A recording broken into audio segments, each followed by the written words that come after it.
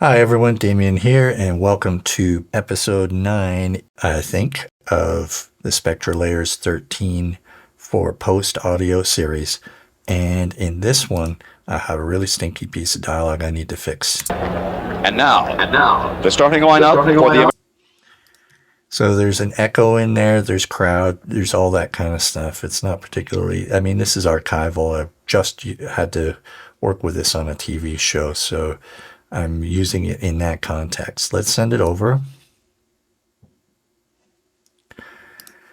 Ooh, look at that.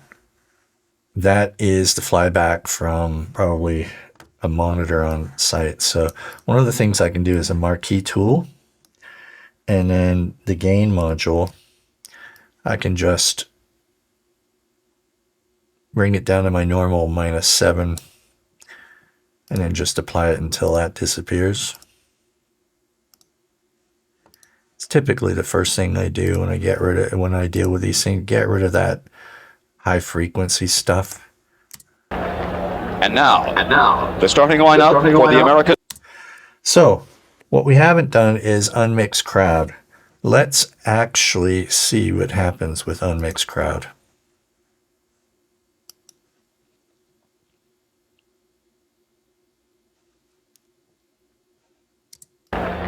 And now, the starting lineup for the American...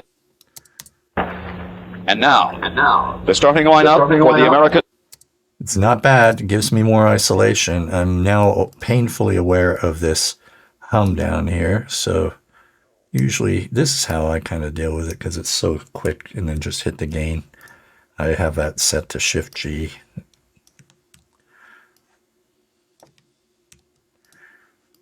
And now, the starting lineup for the American...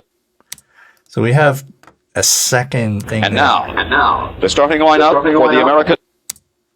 It's actually probably almost completely impossible to get rid of that echo. The starting lineup for the American... But we will see what we can do with this foreground layer. So I'm going to unmix noisy speech. And now, the starting lineup for the American... Yeah, that may be the way to do it, right? Just get rid of this using the marquee tool, and then, which is M, and then just starting lineup for the American... Starting lineup for the American... Let's get rid of this. Up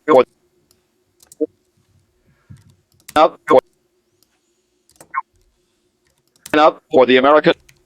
Yeah, that'll probably work. And let's see what it put on that noise layer. The starting lineup. And now, the starting lineup. So one of the things I can do here, which I would probably typically do, because I'd be doing this in context with some dialogue going into a full mix. So I might register some ambience and paste it over top. And now, the starting lineup for the American... Bingo bango. And of course, with this, if I want to, I can refine the profile by refining the FFT. Look at what happens here. I get more of the tonal coming in. When I lower it and I register the same chunk of ambience, I do the same thing, and I go back to where I was. It didn't copy that tonal stuff at all. And now, the starting lineup for the American... So ambience match definitely tied to FFT as well. So yeah, if I like this, maybe the noise is a little too loud. And now, the starting lineup for the American... And I can even decide to turn on the envelope once I have the layer selected. And now, the starting... And now, the starting lineup for the American... And then send back check that out. What we had, what we got. Unbelievable. Let's move on to some sound designy, sound effecty kind of stuff with the next video.